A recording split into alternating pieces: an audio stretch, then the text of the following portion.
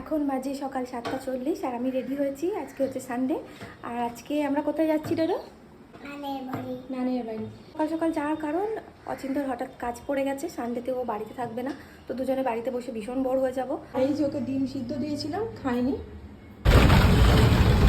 কেমন লাগছে? ভালো।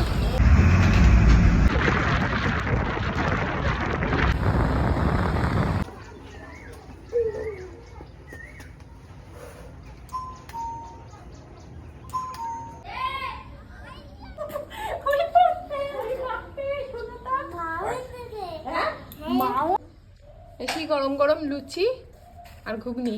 চলো চলে যাচ্ছি, এসো। যাবে তো মন্দিরে? যাও। বলছে যাই আইসক্রিম খেয়ে আসি। এখানে খান, কোথায় বসো বলো?